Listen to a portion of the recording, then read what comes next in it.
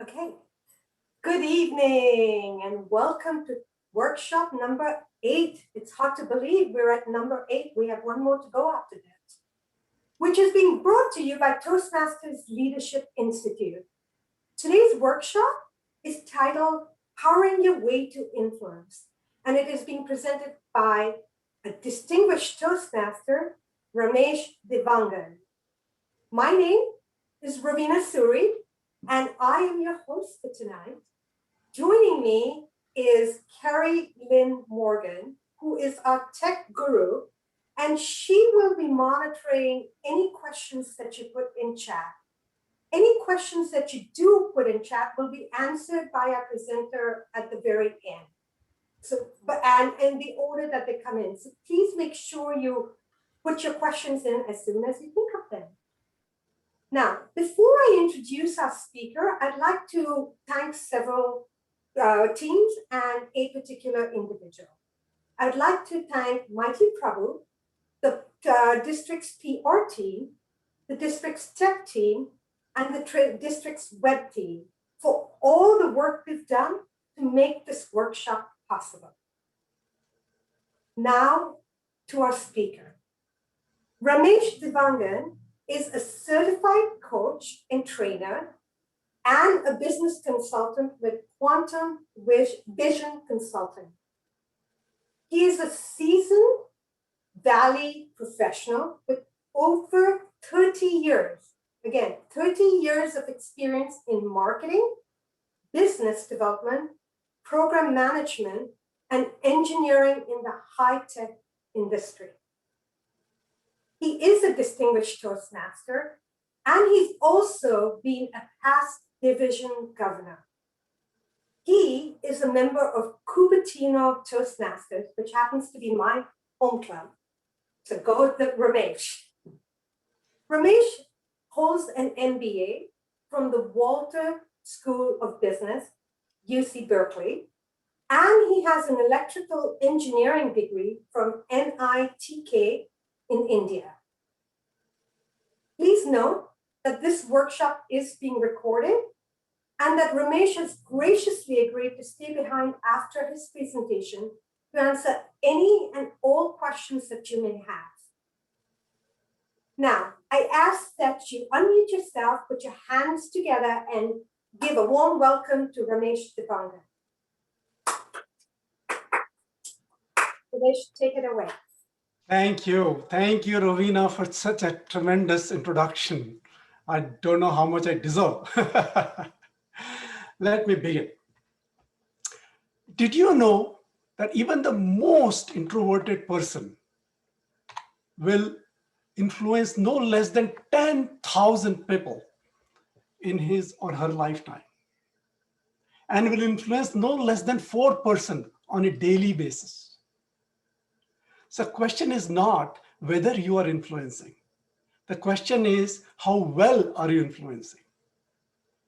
If you want to be successful in life, if you want to make positive impact in life, you need to have an effective influence. Ladies and gentlemen, I applaud you for taking this step in maximizing your impact through influence. Here is the outline I'm going to follow today. First, we'll spend some time on understanding influence. What is influence? Who do we influence? How do we influence? Then I'll spend bulk of my time in providing some concrete steps you can take to power your way to influence. Oh, shit. Sorry, I should have shared my slides in the first place.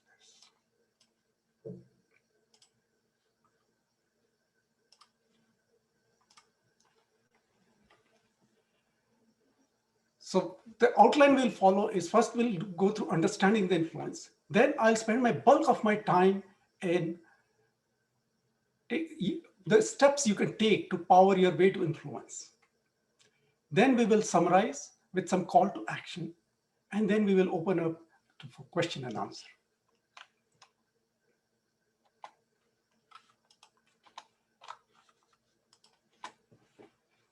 So let's go to what is influence. Influence is the capacity to have an effect on character, development, or behavior of someone or something. Some of the words that describe the influence are effect, impact, determine, decide, control, guide, shift, and govern. So as you can see, by the very definition, influence is a very, very powerful thing. John Maxwell, the leadership guru, who has written more than 70 books on leadership, says, leadership is influence, nothing less, nothing more. Mind you, he says, leadership is influence, not position, not title. Everyone whose life intersects with other people is an influencer. That is you, me, all of us. Whether you know or not, you are already an influencer and hence a leader. Isn't that an awesome feeling? We come across several influencers. Some are established, some are spontaneous. Let me share with you a personal experience. As a family, we went to Yellowstone Park. We drove around up the hill all day and we were returning back to the town in the evening. It was getting dark. There was a stop and go traffic and ultimately traffic stopped. What we realized is that a huge tree had fallen on the road, blocking the way. Even the 911 help would have taken many hours to arrive in such a remote area. We were really puzzled as to what to do. Then we all came down from our car and one of the drivers stepped forward and he said, hey, you know what? Maybe we can move the tree. And I said, where, what, how can we be moving the tree? Have you seen the size of the tree? With his bare hands, how is that possible? But he said, he really convinced a lot of us to give it a try. Ultimately, about 40 of us agreed to give it a try. And he said, okay, 10 of you go in that direction, 10 of you go in that direction, and the rest push from the middle. Ultimately, it started moving. I was surprised that we could move such a huge tree with our own hands.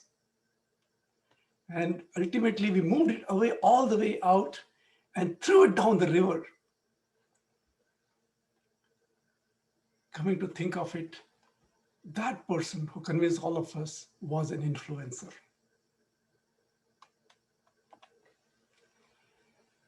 Now that we've figured out what is influence, let's talk about who do we influence. Influence is about people. We have ability to shape the way other people think, feel, or respond through our communication. You have a platform, whether you know or not. You have a personal life, you have a work life, you have social media, you have many means to be able to influence others. People give you permission to speak into their life. People look up to you. People follow your voice. People follow your leadership.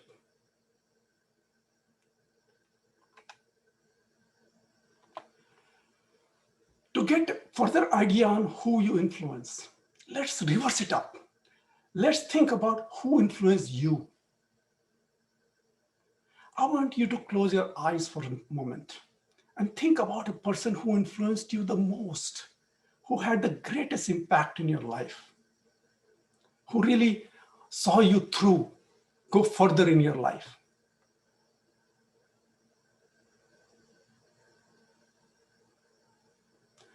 Are you thinking about your mother?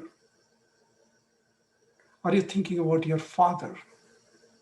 Or was it your school teacher who had great influence on you? Was it a manager at your work who really saw you through? Or is it a mentor in your life, maybe personal or work? All of them are great influencers.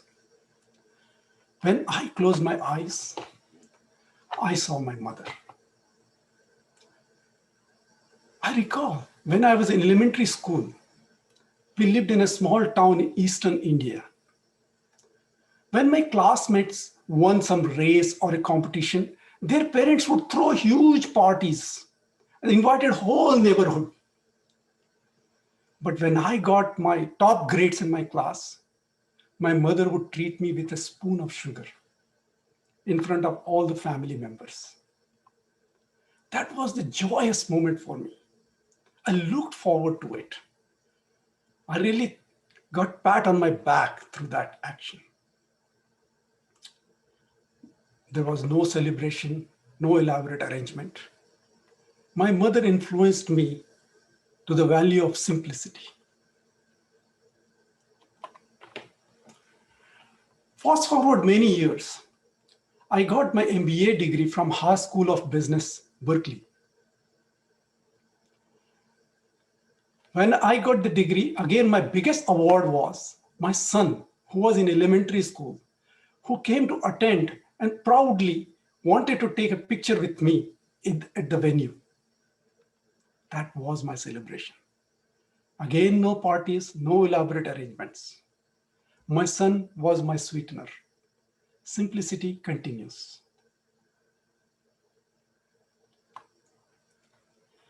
As Scott Adams, the creator of Dilbert cartoon and motivational speaker, puts it simply, you don't have to be a person of influence to be influential. In fact, the most influential people in my life are probably not even aware of the things they've taught me. Isn't that true?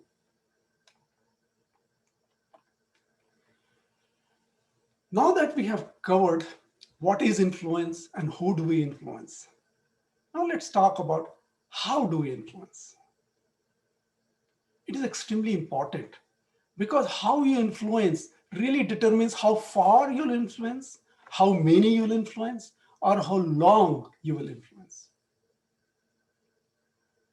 I have seen both the good and the bad ways of influencing. So let's look at some of those.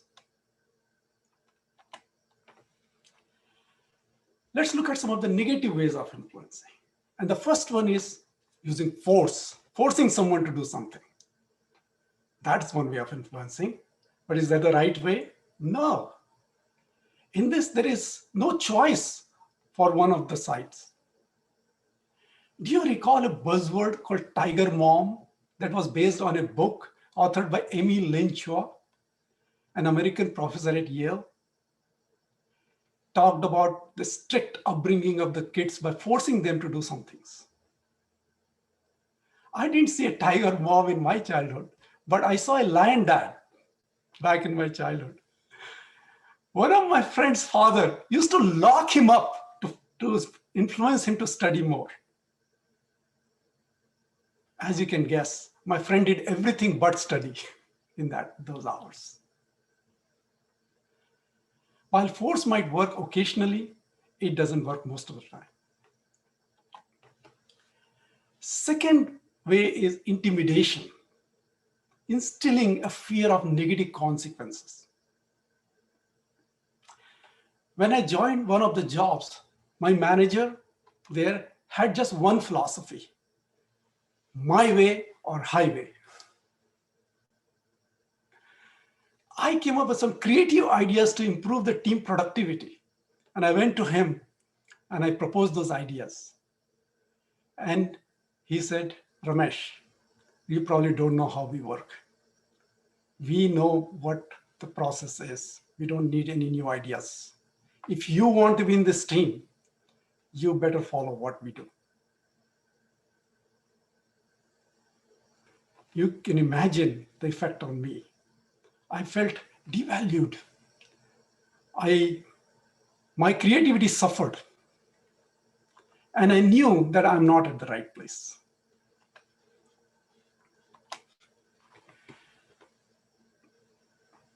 Manipulation is another way people influence. There is a winner and a loser in manipulation. One of my friend and a work colleague was a hard worker. Every time he walked up to his manager and asked for promotion, his manager would set a goal that he has to meet to be eligible for promotion. And when he met the goal, did the promotion come? No. He would get another goal to meet. Sometimes his manager would say he proposed to higher management, but higher management didn't accept. This went on for a few years. Then my friend came to know that his manager has never proposed him for the promotion. He felt really manipulated. After many years, he gathered courage to quit the team and the company. This was a lose-lose situation. Last but not the least is positional influence. We follow because we have to. They are the boss, right? They are the person in charge. John Maxwell says, if you are lonely at top as a leader, there is something wrong. And that is what happens if you use position to influence others. No one can reach the top without the help of the team members. Remember, in 1953, when Edmund Hillary conquered Mount Everest for the first time in the world, he was not alone. He was accompanied and assisted by Sherpa Tenzing Norgay.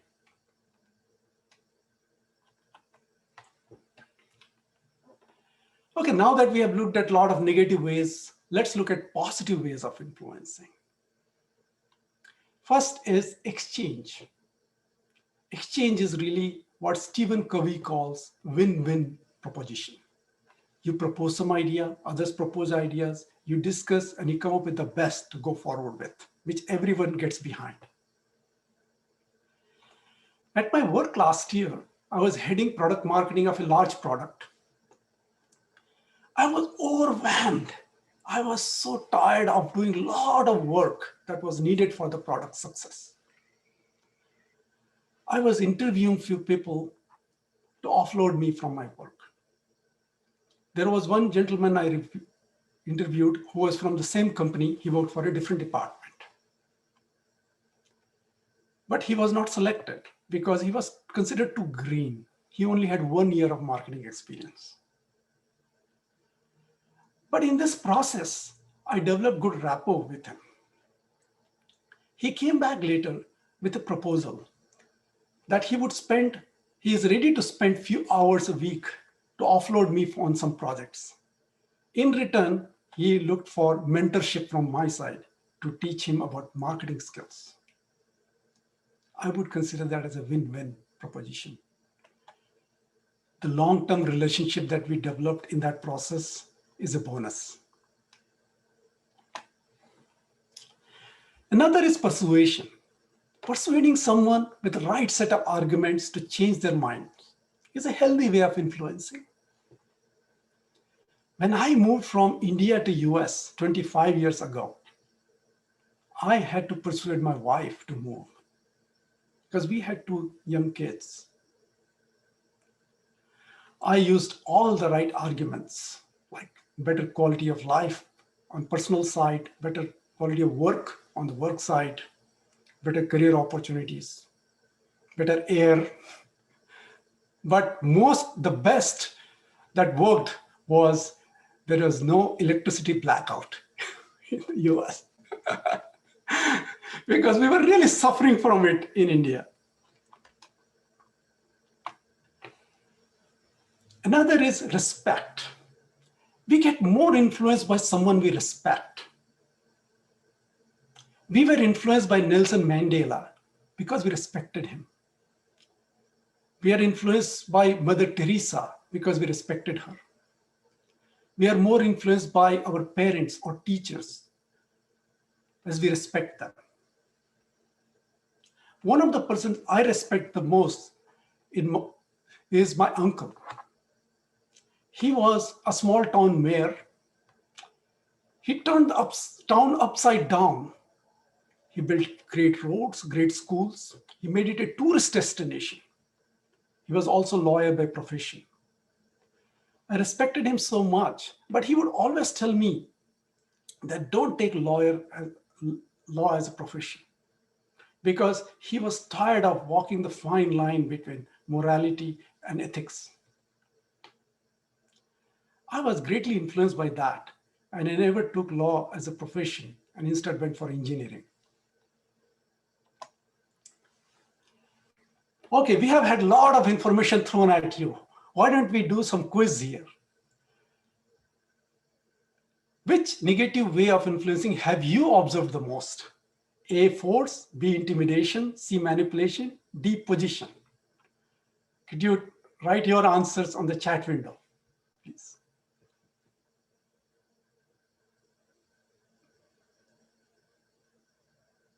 Ah, great.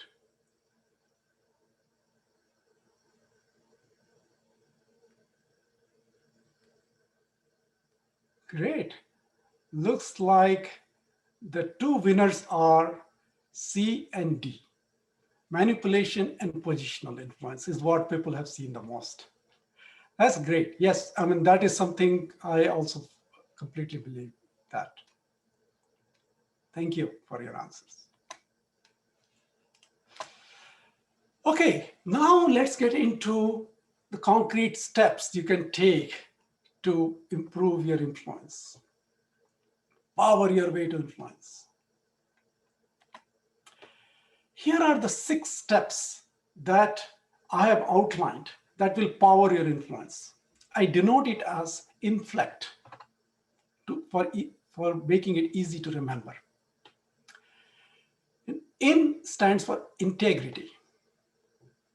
F stands for faith in people. L for listening to others.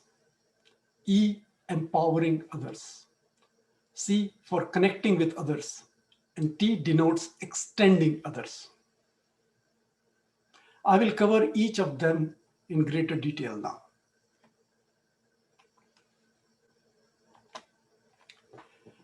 First and foremost way to increase your influence is integrity.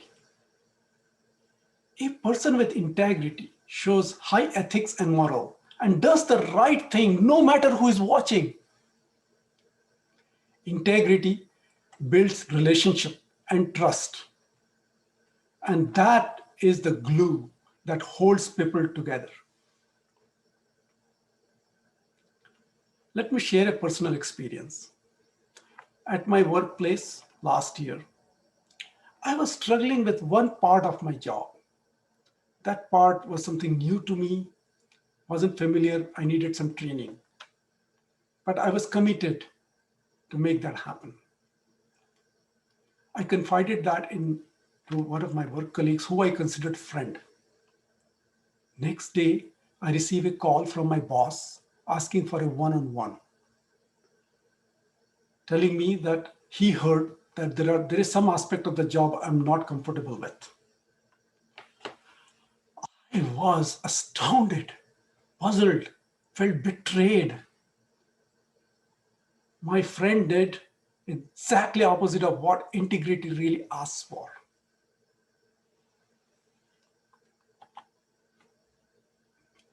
So how do you build integrity?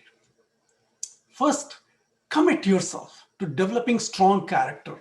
Because strong character of honesty, reliability, confidentiality, and fairness, they're extremely important in integrity. Second, not only commit yourself, but monitor. Monitor your character habits.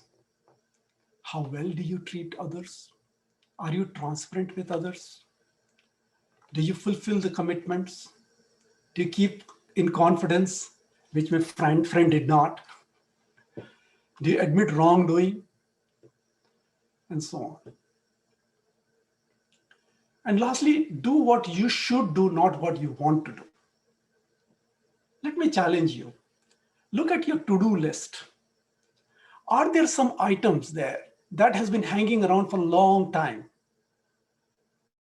Maybe there are some items there that you should do, but you don't want to do. Pick 2 or 3 of those items and commit and start doing it. That will right away improve your integrity.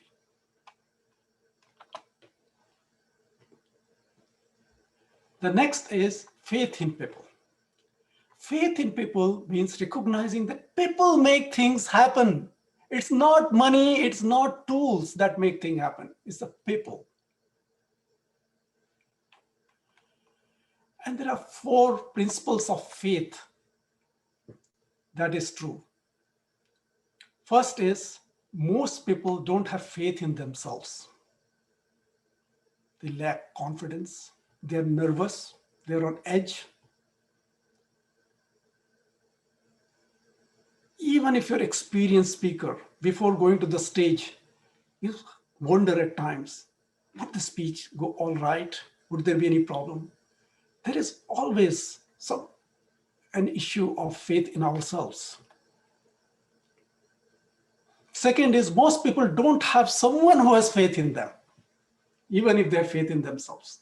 I remember one of my friends used to come. He was a great painter, but his parents hated that he painted. His parents wanted him to be engineer. He always used to come and say, hey, I really want my parents to have faith in me that I can do a good job in painting. Thirdly, most people can tell when someone has faith in them. They'll observe. They look at your body language. They look at your encouragement. They look at your words. And their eyes light up when someone has faith in them. Lastly, most people will do anything to live up to the faith in them. They will surprise you if you have faith in them. So what are some of the tips? Before I go to tips, just think about a time when your parents probably taught you bicycling. You probably didn't have faith in yourself, but your parents believed in you. When you failed, they encouraged you. When you were really down, they probably reminded you of your success in the past, how you learned swimming at an early age.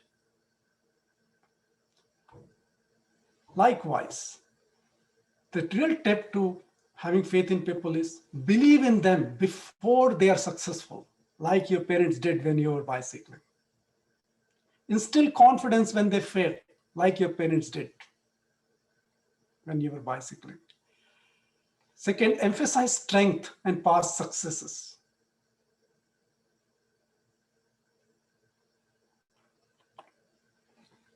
Okay, again, it's time for another quiz here.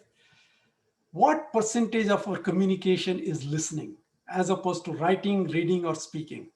Do you think it is 25, 45, 65, or none of the above? Please go ahead on the chat room.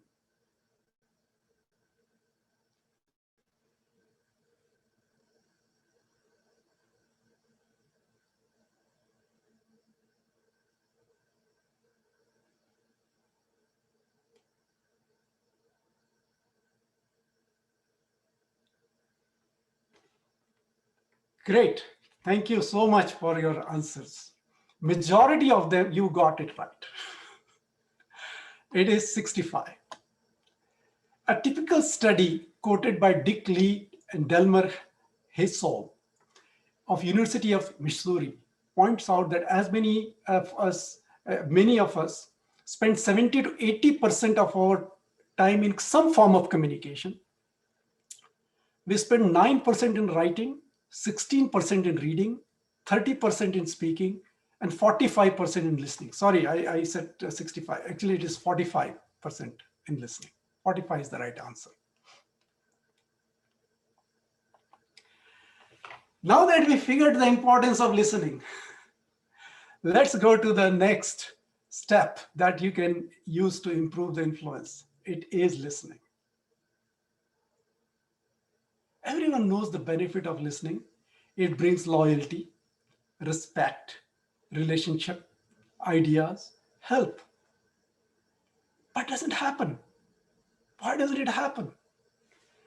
There are three common barriers. One is we overvalue talking. We think the more we talk, the more influential we are, which is so not true. Second, we lack focus. A lot of things are going on in our mind. We are parallel tasking a lot of things. So we don't really listen with attention. Third is stereotyping. We have our prejudices running through our minds. If somebody is very green or just very less experienced at work, we'll say, oh, what will this guy know? He just has 1 year experience. Look at me, I'm like 20 years experience. Do I have to listen to this guy? Right there, you have created a barrier for listening. So what can you do to improve listening so you can influence better? First and foremost, give undivided attention to the speaker. Not watch TV, not do dishes, not use smartphones. And I must admit that I'm guilty of this myself, but I'm trying to improve. We don't value our speaker if we are doing something else. I remember I went through a training course a few years ago, and they told even if you're working on a desktop and somebody stops by and he's at the door of your office, you should turn your chair, look at the speaker, and talk. Second is responsive listening. It means trying to understand what the person is trying to say, not just process the words. Ask some questions, follow-up questions gently, without interrupting. Don't change subjects. And lastly, this is very important, is understand the emotion, keeping the current of the undercurrents. You can say okay in this many ways, right?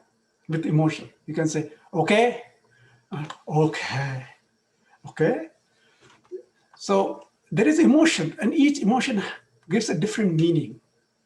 If you just process the word okay, you lost it.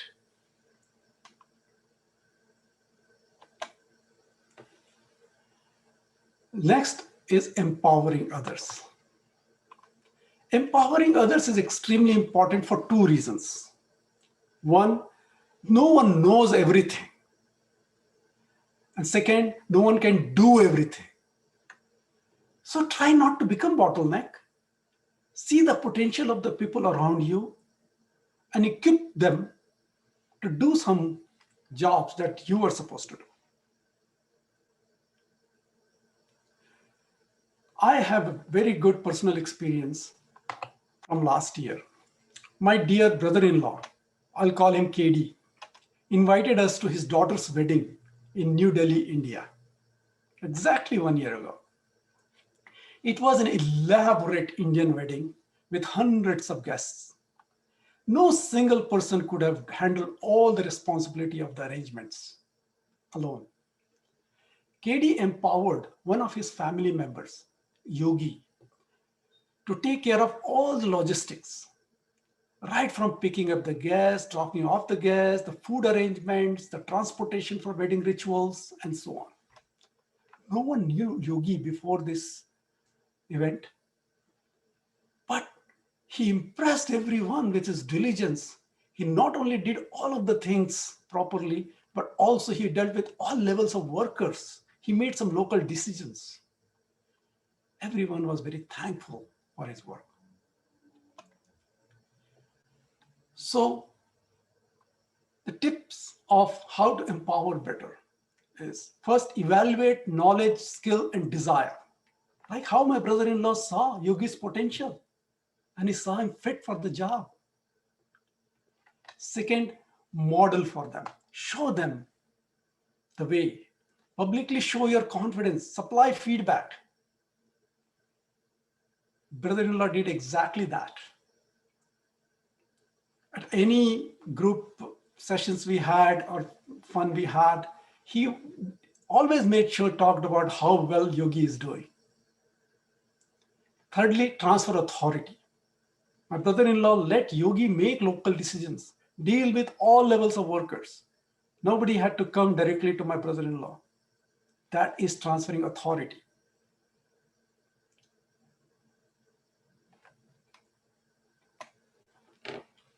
Next is connecting. You bring credibility when you know you have some expertise, when you have achieved something, you show your character, you show how much you care, what is your passion, you establish credibility.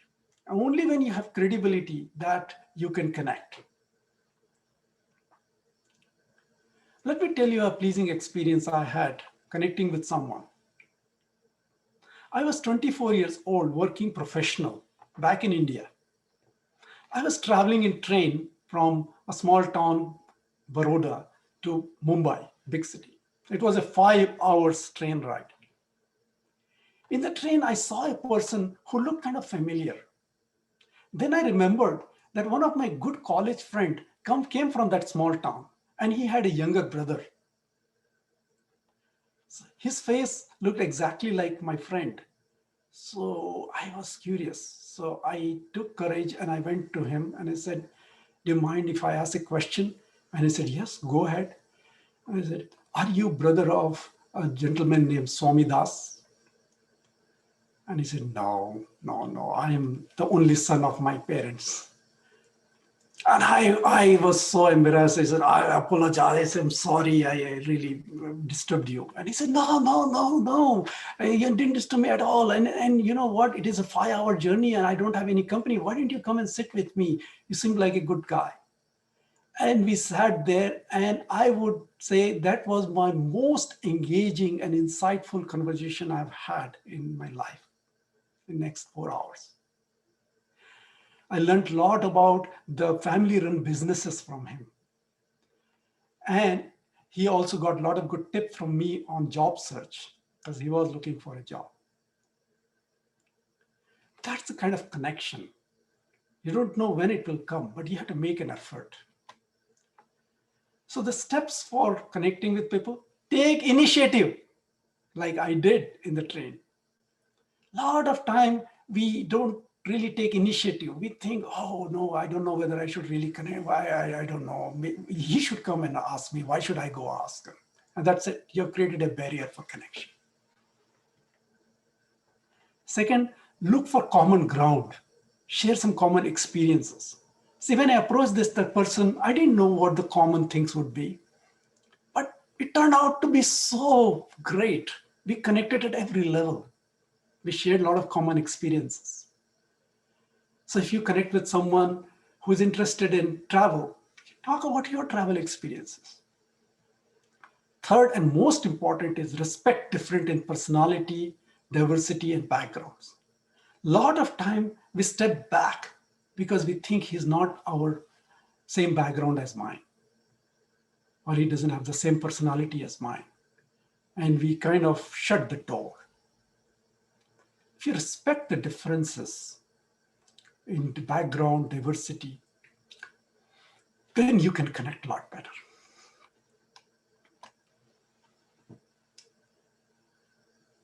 Last step is what I call extend others. Extending other people in their potential, passion, character, ability, and commitment. But recognize that you cannot give what you don't have. So the first step is to invest in your own personal growth.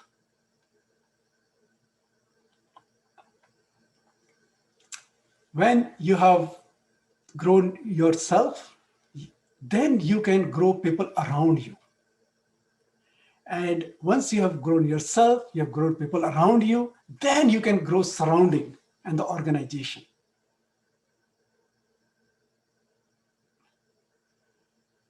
Some of the ways you invest in your own growth are daily reflections. Have some time for daily reflection. as to how the day went. What did you do well? What did you not do well? Bringing consistency. Whatever you start, be consistent about it. Assessing your environment to see if your environment is conducive to growth. Learning from bad experiences. Stretching yourself out of comfort zone. Being curious minded. There are so many dimensions of personal growth that you can step to. I decided to add a new daily habit for reflecting because I was really overwhelmed with a lot of things I was doing on a daily basis, but I didn't know exactly what I was doing. At the end of the day, I really didn't know what did I do today. So I started maintaining a daily journal where I log all the activities that I performed during the day at a higher level. Now I can reflect. At the end of the day, at the end of the week, I have log of everything that I have done. I can reflect as to what I'm doing well, what I'm not. By the way, I'm offering a complimentary webinar on personal growth on 2nd of March. I'll be happy to see some of you there. Secondly, start with few people you want to extend. Pick people whose philosophy matches yours, whose potential you believe in. Based on their passion, dreams, strengths, try to come up with a growth plan and see it through. Okay, here is the last quiz of the day. How many people from diverse background have you connected in the past month? A, none. B, 1 to 5. C, 6 to 10. D, greater than 10.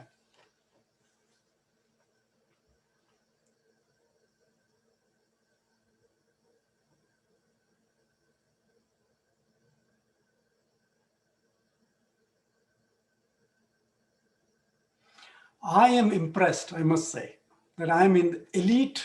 We have elite group here in the audience. Most of you have connected with more than 10 people. Kudos to you. Good job, everyone.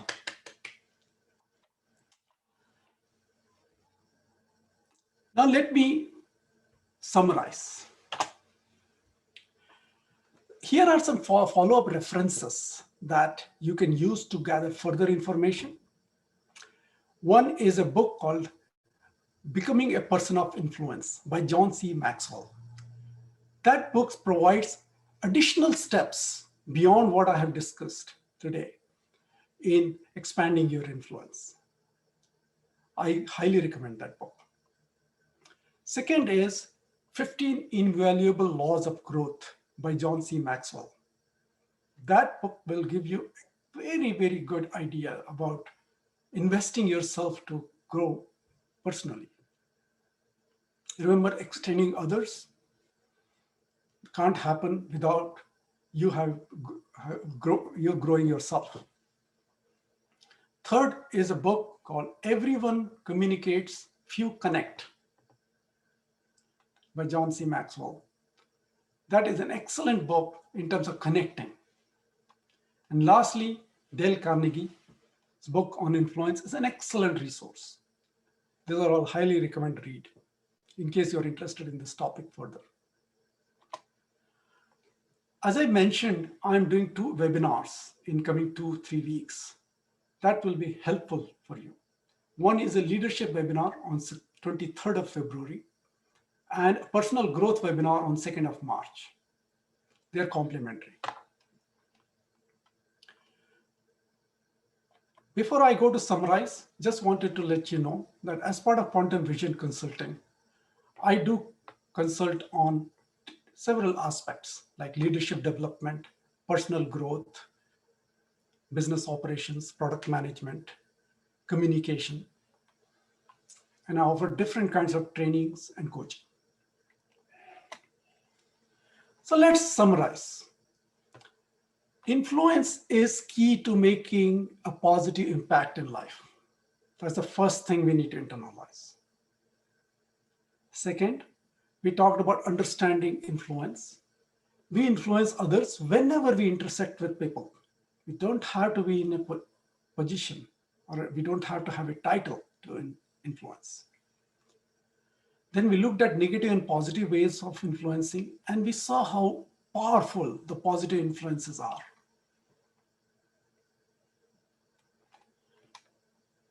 Then we talked about definite steps you can take to power your way to influence with inflect.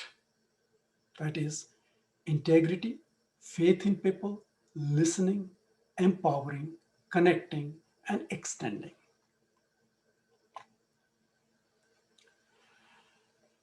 As if you feel overwhelmed right now with a lot of information that I have thrown at you, just remember this saying from Dr. Martin Luther King Jr. You don't have to see the whole staircase. Just take the first step.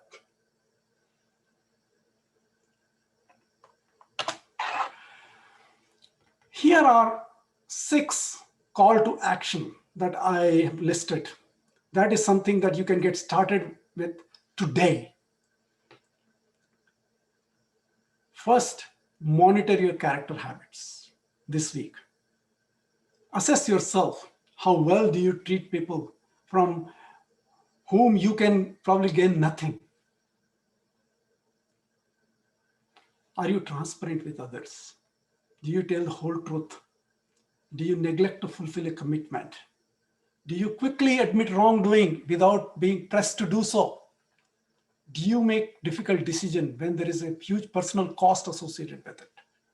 All of this is a sign of a strong character. So monitor your character, rate yourself, and see where you need to improve. Come up with some plan to improve. Second call to action is give special encouragement to about 2 to 3 people this month. Send personal note of encouragement. Make yourself available. Give time without expecting much in return.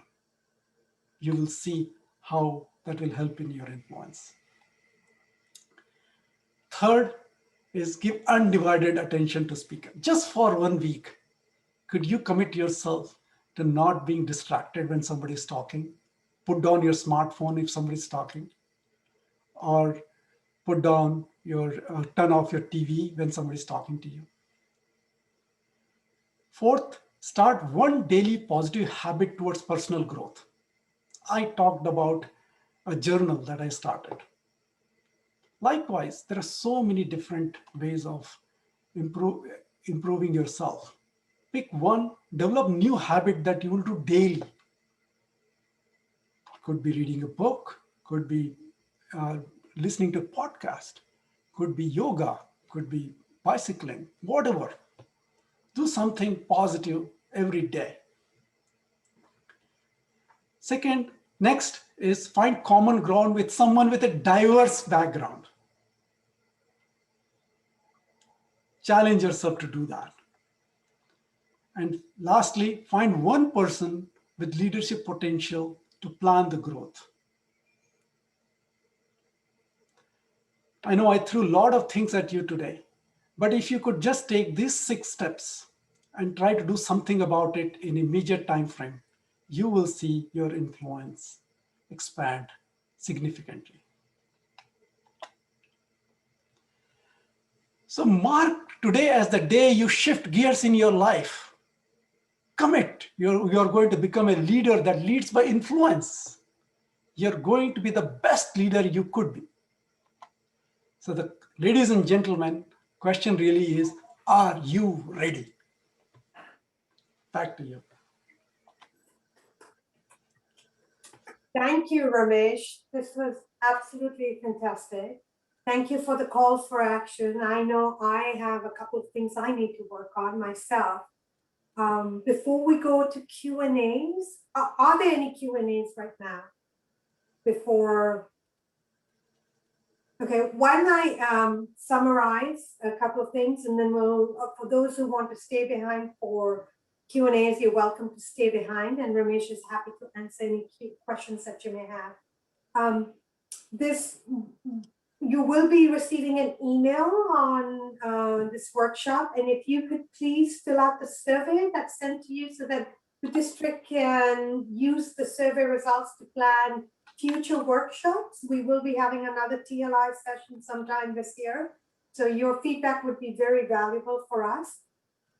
Note that the next workshop is going to be held on February 25th, and we have a speaker who has reached competition. I think he's been at the international levels 3 times, and his name is Kwan. He will be presenting on February 25th, and the next workshop is titled "The 5 Biggest Mistakes Speakers Make."